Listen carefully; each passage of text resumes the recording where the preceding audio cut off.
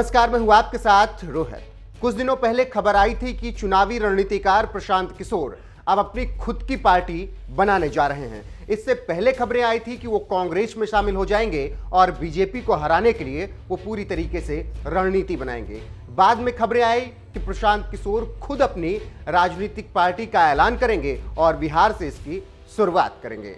अब इस खबर पर बड़ा अपडेट है। प्रशांत किशोर ने विस्तार से और साफ साफ बता दिया है कि आगे वो क्या कदम उठाने वाले हैं। जी हां, बीजेपी के खिलाफ वो किस तरीके से रणनीति बनाने जा रहे हैं, इन सब मुद्दों पर बात की है। बिहार पर बात की है और नीतीश कुमार पर बात की है, साथ ही राजनीतिक अपनी पार्टी पर भी बात की है उन्होंने। अब विस्तार से प्रशांत किशोर ने अपने आगे आने वाले जो कदम उठाने वाले हैं उस पर उन्होंने बात की है और विस्तार से उन्होंने बताया है कि वो कोई भी राजनीतिक पार्टी नहीं बनाने जा रहे हैं। जी हां, बहुत बड़ी खबर है, क्योंकि प्रशांत किशोर जिस तरीके से लगातार माहौल बना रहे थे और खबरें आ रही थी कि वो जल्द ही अपनी पार्टी का ऐलान कर देंगे, अब खबरें आ रही हैं और उन्होंने ये बात कह दी है कि वो कोई भी राजनीतिक दल बनाने नहीं जा रहे हैं। मतलब अब कोई भी पार्टी वो नहीं बनाएंगे, ना ही किसी पार्टी में वो शामिल होने जा रहे हैं, ऐसा चुनावी रणनीतिकार प्रशांत किशोर ने बताया है। आपको बता दें कि प्रशांत किशोर ने पटना में प्रेस कॉन्फ्रेंस की और इस दौरान उन्होंने तमाम मुद्दों पर बात की। उन्होंने कहा कि पहले वो बिहार के लोगों से 3-4 महीने संवाद करेंगे। अभी मतलब 3-4 महीने बिहार के लोगों से बात करेंगे। प्रशांत किशोर ने इसके आगे कहा कि 2 अक्टूबर से वो पश्चिम चंपारण से पद यात्रा शुरू करेंगे। प्रशांत किशोर ने इसके आगे कहा कि पिछले 3 दशक बिहार में लालू प्रसाद यादव और नीतीश कुमार का। फिलहाल पटना में उन्होंने प्रेस कॉन्फ्रेंस की और तमाम मुद्दों पर बात की। प्रेस कॉन्फ्रेंस में प्रशांत किशोर ने क्या कुछ कहा, आप भी सुन लीजिए। सभी राज्यों में सबसे निचले पायदान पर है, इसलिए अगर आगे के 10-15 बरस के रास्ते को आप देखेंगे तो ये तो तय है कि जिस रास्ते से आप आए हैं पिछले 10-15 सालों में, वो रास्ता आपको वहां पर नहीं पहुंचा सकता है। आने वाले 10-15 बरस, और अगर उन वर्षों में बिहार को अग्रणी राज्यों की श्रेणी में आना है तो जिस रास्ते पर ये राज्य पिछले 10 साल, 15 साल या 20 साल से चल रहा है, उन रास्तों पर चलकर हम वहां नहीं पहुंच सकते हैं। कि उसके लिए एक नई सोच और नए प्रयास की जरूरत है। अब ये विवाद और बहस का मुद्दा हो सकता है कि वो नई सोच और नया प्रयास कौन करे और किसके पास है। मेरा ऐसा मानना है कि कोई भी व्यक्ति ये दावा नहीं कर सकता है कि ये सोच और प्रयास करने की सारी क्षमता किसी एक व्यक्ति विशेष के पास है। मैं ऐसा समझता हूँ कि बिहार के लोग जब तक सब मिलकर एक साथ इस नई सोच और नए प्रयास के पीछे अपनी ताकत नहीं लगाएंगे, तब तक बिहार की दशा और दुर्दशा सही नहीं हो सकती है। इसलिए मैं ऐसा मानता हूं कि आने वाले दिनों में और आने वाले समय में बिहार के वो लोग जो इस धरती से जुड़े हैं, जो यहाँ के मुद्दों को समझते हैं और जिनमें यहाँ की समस्याओं को सुलझाने की क्षमता है, और उससे बढ़ के आने वाले वर्षों में बिहार को बदलने का जिनके पास जज्बा है, जो बिहार को बदलना चाहते हैं, वो सारे लोग और या उनमें से ज़्यादातर लोगों को एक साथ आकर कोई नई प्रयास करने की ज़रूरत है। इस संदर्भ में मेरी जो सोच है और जो मेरी भूमिका है उसके बारे में मैं 2 बात आज बताने वाला हूँ। जैसा कि आप प्रेस में या अदरवाइज कई जगह मीडिया में स्पेकुलेट किया जा रहा है कि मैं कोई राजनीतिक पार्टी बनाने वाला हूँ या मैंने कोई राजनीतिक मंच बनाया है, ऐसी कोई घोषणा मैं आज नहीं करने वाला हूँ। मेरी कोशिश ये है और मेरी भूमिका आने वाले दिनों में ये होगी कि ये जो लोग जिनको मैं कह रहा हूँ, जो यहाँ के सामाजिक और राजनीतिक जीवन से जुड़े हुए हैं और जो यहाँ की मिट्टी को, यहाँ के मुद्दों को, यहाँ के समस्याओं को समझते हैं, उनमें से एक बड़ा तबका उनसे मिलना, उनसे समझना और उनको एक साथ एक प्लेटफॉर्म पर लाकर खड़ा करना। पहली मेरी भूमिका का पहला जो लक्ष्य है वो ये है, मैं मेरे साथियों के साथ पिछले 4-5 महीनों से हम लोगों ने करीब 17,500 ऐसे लोगों को चिन्हित किया है, उनसे संपर्क बनाया है। आने वाले 3-4 महीनों में मैं व्यक्तिगत रूप से इनमें से ज़्यादातर लोगों से मिलने वाला हूँ, उनसे बात करने वाला हूँ, और जो जन सुराज की सोच है, गुड गवर्नेंस की जो सोच है, और आगे उसको बिहार में उतारने के लिए, बिहार में उस चीज़ को, उस अवधारणा को जमीन पर लाने के लिए जो करने की ज़रूरत है, इस संबंध में उनसे मिलकर उनसे बात करने वाला हूँ। इस संदर्भ में मैंने पिछले 3 दिनों में कोई 150 लोगों से मेरी मुलाकात हुई। सैंपल के तौर पे जो 17,500-18 हज़ार लोग हम लोग के साथ जुड़े हुए हैं, उसमें समाज के अलग अलग वर्गों के लोग, अलग अलग पृष्ठभूमि के लोग, राजनीतिक और गैर राजनीतिक दोनों। और मेरा अनुभव पिछले 3 दिन का ये रहा है कि करीब 90% लोग इस बात से पूरी तरह इत्तेफाक रखते हैं कि बिहार में एक सामूहिक नए सोच और नए प्रयास की ज़रूरत है।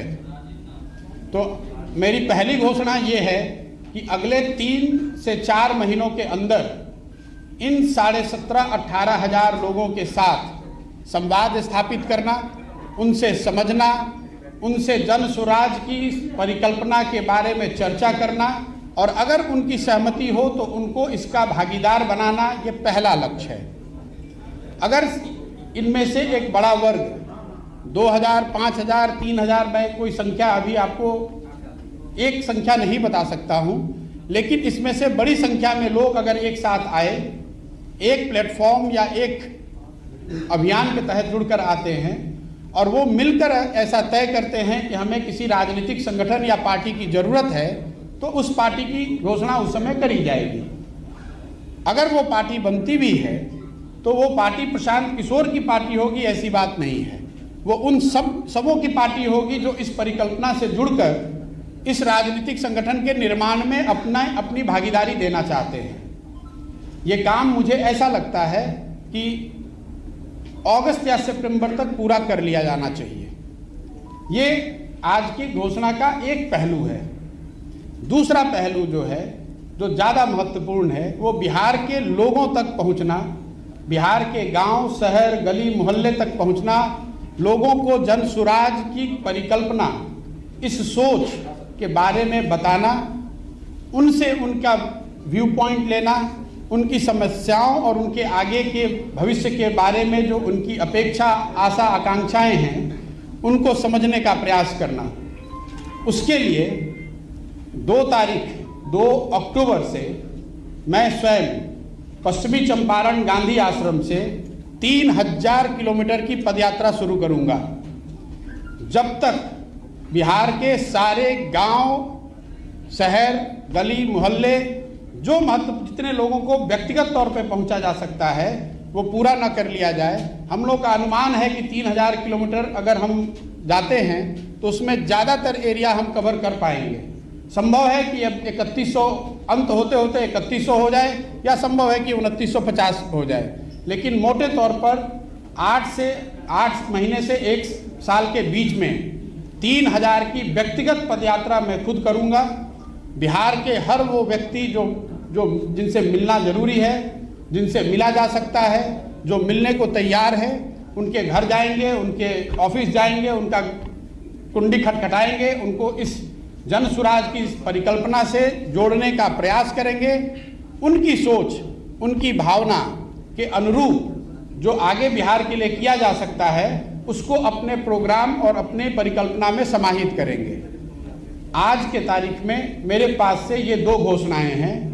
इसके साथ आपके माध्यम से मैं बिहार की जनता को एक और आश्वासन देना चाहता हूं कि मैं पूरी तरीके से जो कुछ भी मेरे पास है, जो भगवान ने मुझे बुद्धि शक्ति दी है, वो पूरी तरीके से बिहार के बेहतरी के लिए उसको समर्पित कर रहा हूँ। कोई सवाल नहीं है बीच में इसको छोड़ने का, कोई सवाल नहीं है कि इसमें कोई भी बीच में बाधा आए तो उससे घबराकर पीछे हटने का।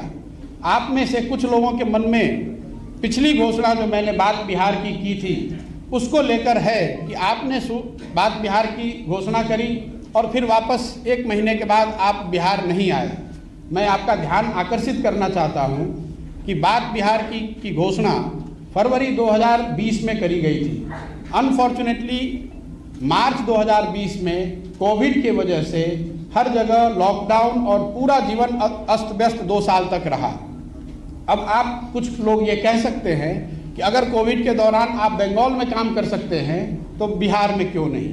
वो इसलिए कि बंगाल में किसी बनी बनाई व्यवस्था के साथ काम करना था, बिहार में एक नई व्यवस्था बनानी है। बिहार में एक नई व्यवस्था बनाने के लिए मुझे 2 साल 3 साल 4 साल उसमें काम करना पड़ेगा। अभी यहाँ पर कोई इलेक्शन नहीं है, तो इस तरह के जिनके मन में सवाल है कि कौन सा इलेक्शन लड़ेंगे, किसके साथ लड़ेंगे, उसकी कोई परिकल्पना मेरे मन में अभी नहीं है। जैसा मैंने ट्वीट के माध्यम से बताया है, मेरा पूरा फोकस अभी बिहार के लोगों से जाकर मिलना, उनकी बात को समझना और जो जन सुराज की एक परिकल्पना है इसके साथ उनको जोड़ना है। मेरे पास कोई मंच नहीं है, अभी कोई पार्टी नहीं है, एक सोच है और एक इसको करने का जज्बा है। जो लोग भी इससे जुड़ना चाहते हैं उसका स्वागत है। मैं अपनी ओर से पूरी तरह से अपने आप को समर्पित कर रहा हूं। बाकी आप जो सवाल आप करना चाहें वो कर सकते हैं। धन्यवाद। प्रशांत किशोर जी, you think that this is the opportune time for personal line view because possibly our priority is emerging in the political arena of Bihar now that Lalu is ailing and speculation is right that possibly Nitish is also eyeing some जैसा मैंने आपको पहले बताया कि बिहार में अभी कोई चुनाव नहीं है। चुनाव लड़ना, अगर चुनाव लड़ना ही लक्ष्य होता तो चुनाव के 6 महीना पहले 1 साल पहले आकर पार्टी बनाकर चुनाव लड़ा जा सकता है। मुझे उसके लिए 4 साल पहले यहाँ आकर इस तरह के किसी प्रयोजन की आवश्यकता नहीं है। जहाँ तक लीडरशिप वैक्यूम की बात है, ये तो सब्जेक्टिव कॉल है। आप समझते हैं कि लीडरशिप वैक्यूम है, बहुत लोग ये कह रहे हैं कि यहाँ पर किसी नए लीडरशिप की जरूरत ही नहीं है। क्या प्रशांत किशोर जी आप देख रहे हैं आगे आने वाले, हालांकि पूछा उन्होंने वही उसी को कंटिन्यू करूंगी कि मुख्यमंत्री पद का चेहरा या आप आगे आकर के बिहार को लीड करें एज मुख्यमंत्री ऑफ द स्टेट? भाई मैंने ये बताया कि जहाँ तक पार्टी बनाने का, मुख्यमंत्री बनना और राज्य को जीतना वो तो एक दलगत और लोकतंत्र में चुनावी प्रक्रिया है। मैंने कहा कि अगर हम लोग पार्टी बनाने की तरफ बढ़ते भी हैं तो वो प्रशांत किशोर की पार्टी नहीं होगी।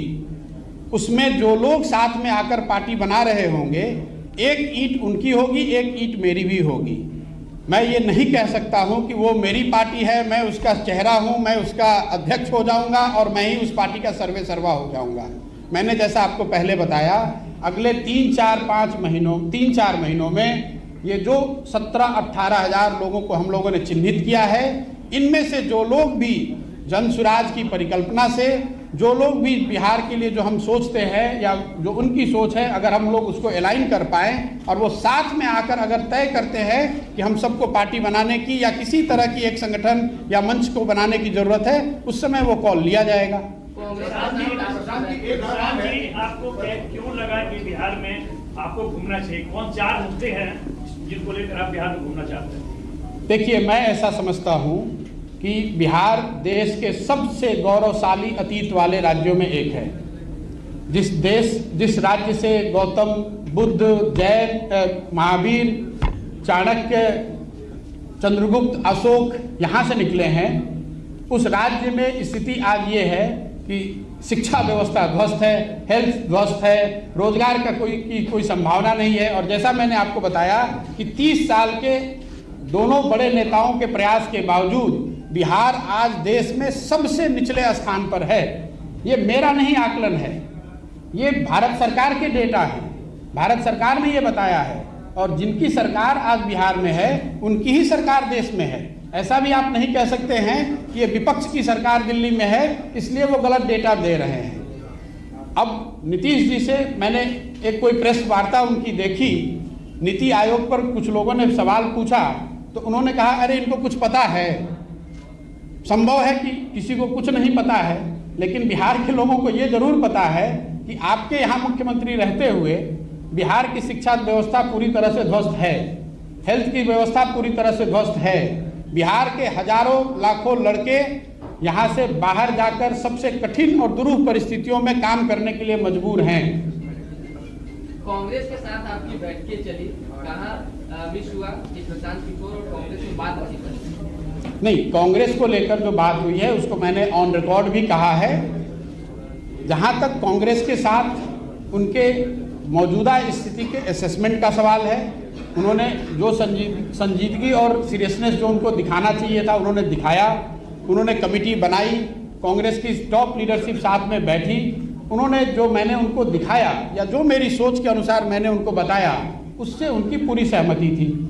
उसके बाद जो इस चीज को करने के लिए रास्ते बताए गए उस पर भी गहन चर्चा के बाद एक सहमति बनी कि इन रास्तों पर चलकर बेहतरी हो सकती है। लेकिन उसको एग्जीक्यूट करने की जो बात है उसके लिए उनके मन में एक परिकल्पना है एम्पावर्ड एक्शन ग्रुप की। वो चाहते थे कि मैं उस एम्पावर्ड एक्शन ग्रुप में ज्वाइन करके एक मेंबर के तौर पे उस जिम्मेवारी को निभाऊं। मेरा जो डिफरेंस ऑफ ओपिनियन रहा है वो इतना ही रहा है कि empowered action group will be formed with an executive order of the Congress president।